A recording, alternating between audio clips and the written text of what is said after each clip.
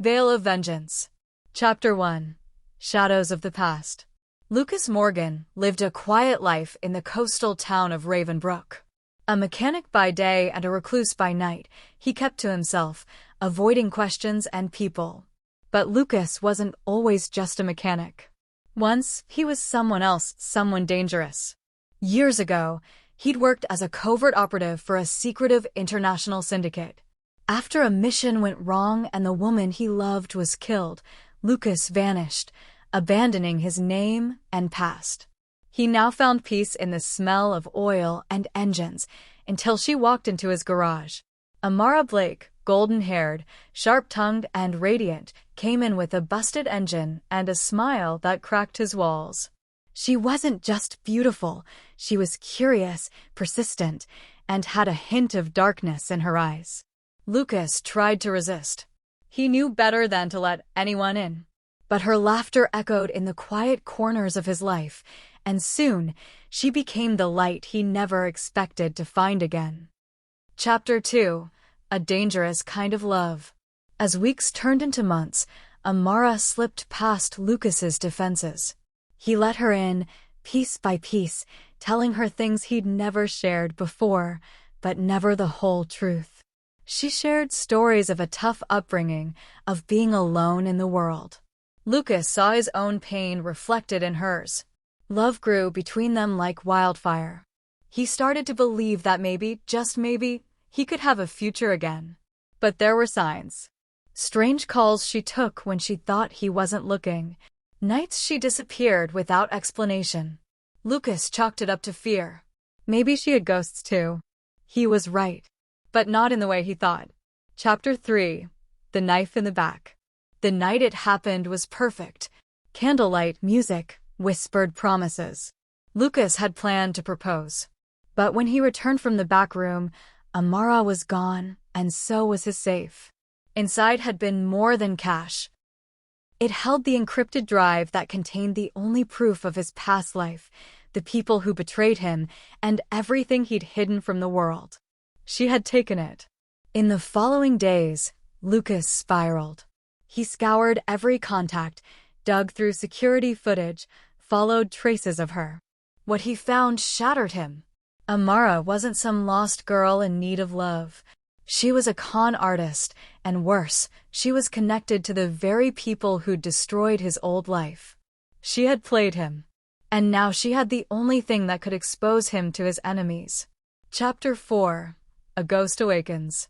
Lucas buried the man named Lucas Morgan and resurrected the identity he had sworn to leave behind, Voss, the cold, efficient weapon of the past.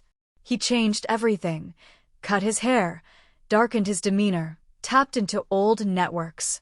Kai knew where to start. Amara had made one mistake. She underestimated the depth of his past. He traveled to Prague, the last known location of Viktor Resnick, a fixer who had once betrayed Kai during the Red River operation. Resnick owed him. Painfully, from Resnick's bleeding lips, Kai got a name: Demon Locke, a ruthless trafficker and black market dealer. Locke was the one who had hired Amara to seduce Kai, steal the drive, and eliminate him if necessary. It wasn't just betrayal anymore. It was a contract on his life. Chapter 5. Web of Lies. Kai tracked Amara through Europe, Berlin, Venice, Paris. Every step revealed another layer of deceit. She wasn't just Locke's pawn, she had willingly joined him. She'd been building a reputation in the underworld, climbing ranks through manipulation and seduction. She had used Kai to gain what Locke wanted: the drive, the leverage to control an empire. But something didn't add up. Messages intercepted between Amara and Locke showed tension. She hadn't handed the drive over yet. Was she playing both sides? Kai's rage burned hotter. It didn't matter. Whether she was a pawn or queen, she'd betrayed him. And he would make her pay. Chapter 6. The Trap. Kai set a trap in Budapest. Using false intel, he leaked a rumor that the drive contained data on Locke's offshore accounts. Within days, a meeting was arranged. Amara would bring the drive to a private gala, hosted by a corrupt arms dealer allied with Locke. Disguised in a tailored tux, Kai slipped into the gala, watching from the shadows. When he saw her in a crimson dress, laughing like she hadn't destroyed him, his heart clenched. But then she turned, and her eyes locked onto his, and in that split second, fear flashed in her gaze.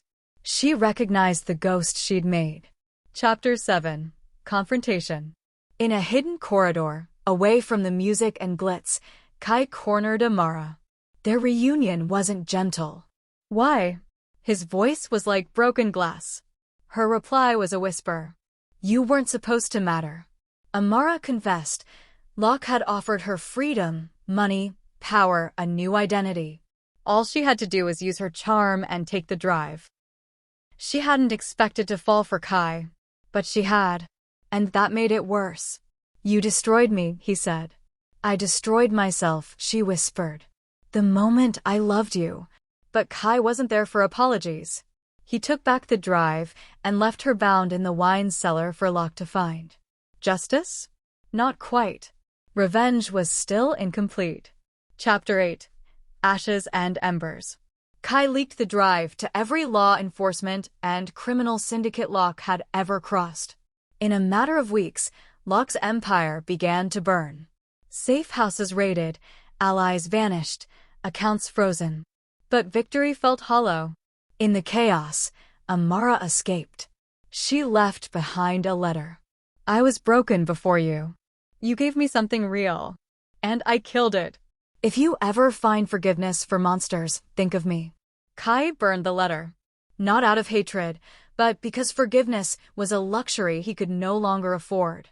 He vanished again. Another name. Another life. But somewhere deep inside, in the part still haunted by her smile, he knew revenge hadn't healed him. It had only revealed the depth of his scars. And in those ashes, maybe a new purpose would rise.